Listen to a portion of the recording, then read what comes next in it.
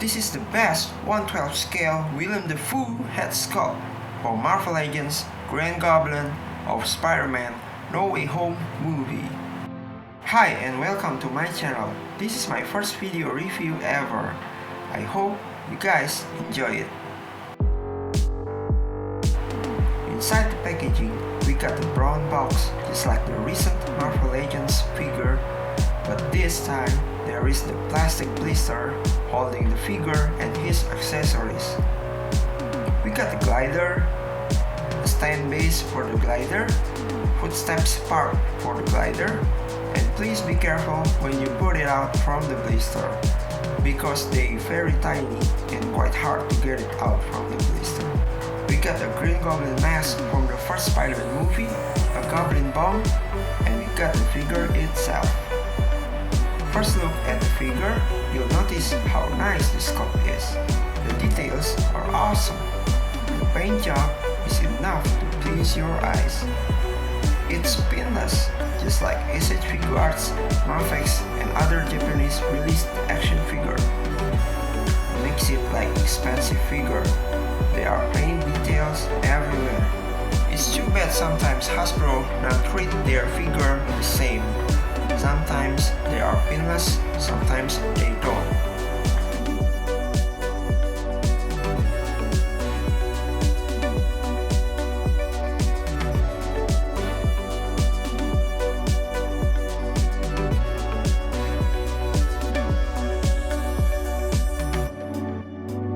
The Goblin bomb is very small, perfect 1/12 scale.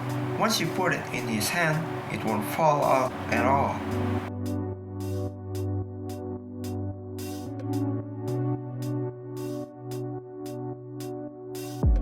The glider details are awesome.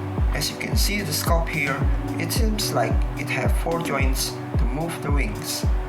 But it only have 2 working joints, which is the outer parts. The inner parts are only sculpted like it have working joints. Unlike the SH Figuarts, which all the 4 joints on the glider are working. The footsteps have marks on them, left and right. Make sure you put them on the right position. Once you place the footsteps, they can tilt left and right and turn 180 degrees. Overall, the glider looks nice. I think it looks like precisely like in the film.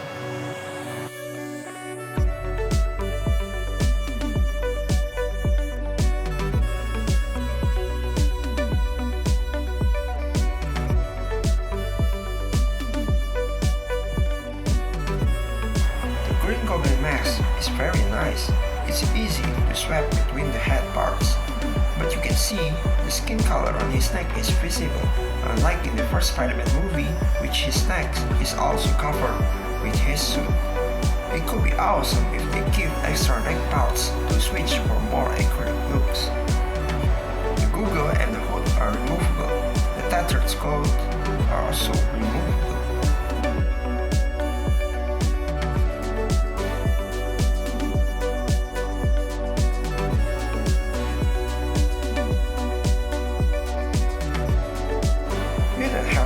Heat gun or dip him in hot water to remove tattered clothes. We can just pop his head and lift his arm to make way for the cloth.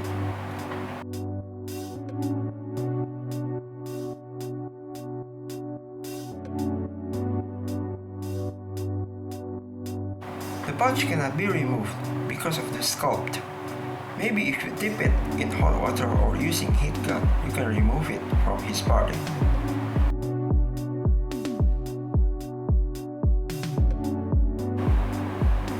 For the articulations, you can move his head freely to its own ball joint.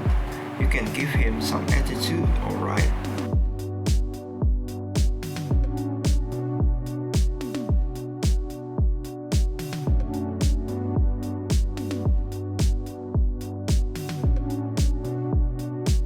His hand can turn around freely, even though he has no butterfly joint. There are swivel on his upper hand, but his elbows are double jointed to the mask. He have no waist joint, but his mid-torso joint is enough to cover most of Green Goblin flexibilities. He got drop-down hip joints that makes he can kick far high. There are swivel on his thighs on the perfect spot in the skull, so it won't break up the skull. The blade on his hand is sculpted poking out. It made of very flexible plastic or maybe rubber. Both his knees are double jointed to the max and almost kick his own ass.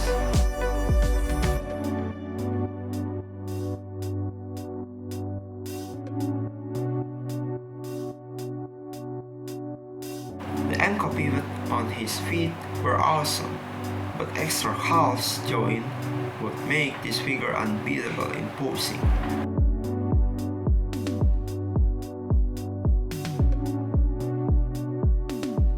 His height is perfect facing Spiderman. Overall, this figure is awesome.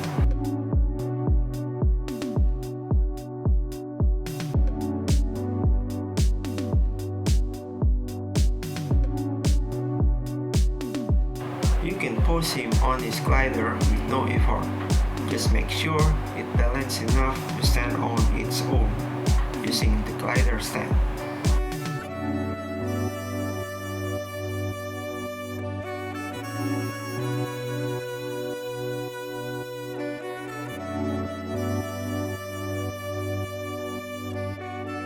All the articulations made him very articulate in any pose you want.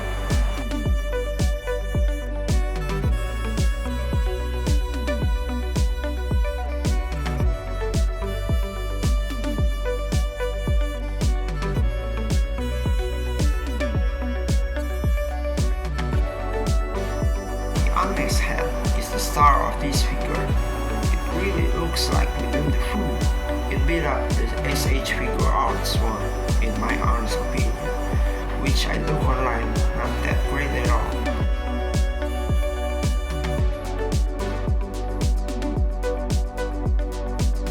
If you like my content, please support me by subscribing my channel. I appreciate it so much that you watch till the end. Thank you so much and see you next time.